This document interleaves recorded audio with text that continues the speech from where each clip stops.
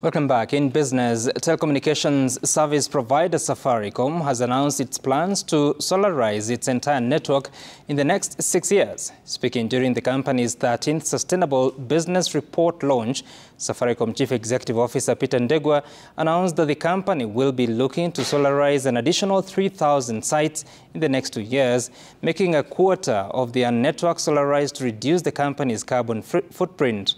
And as Jimmy Mbogo now reports, Safaricom has also called on other partners to collaborate in ensuring sustainable business practices. In the last year, Safaricom contributed nearly $1 trillion to the Kenyan economy, sustaining over 1.2 million jobs.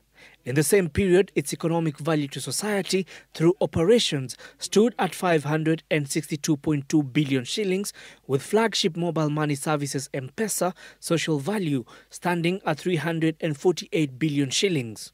The company further generated 722 billion shillings in Kenya's GDP through its operation, including 189 billion shillings in direct impact, with their total revenue in financial year 2024 amounting to 349.447 billion shillings.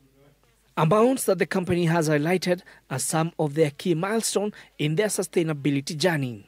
The value we create ensures that we live by SDG 8, which calls for decent economic growth, and also SDG 10, which calls to reduce inequalities. Ladies and gentlemen, we are currently celebrating our 24 years as Africa's leading mobile service provider. Even as we begin our journey in the year 2000, we understand the value and impact of empowering the communities that we serve and the greater ecosystem that continues to support our continued growth. Safaricom sets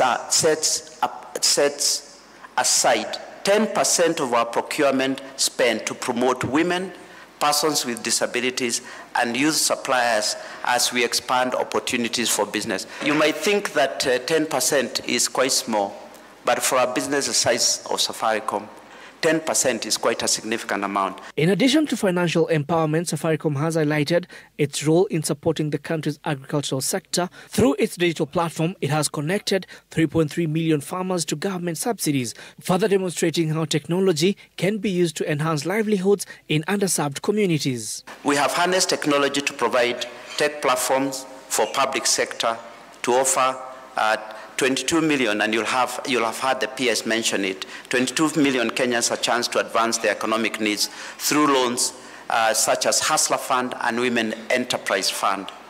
We believe in developing entrepreneurs who can improve socio-economic outcomes of our society. Many analysis shows that African countries, Kenya included, are lacking behind in terms of digital platforms which are indigenous to the country. We are very talented young people.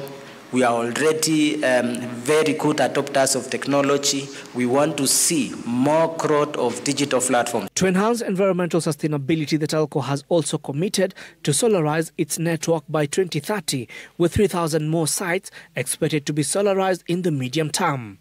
Over the next 2 years, we are going to add an extra 3,000 sites. So that will allow us to get to about 3/4 of our sites being fully solar enabled. And in 5 years, before 2030, we will have solarized the full network. Jimmy Mbogo, Citizen TV, Nairobi.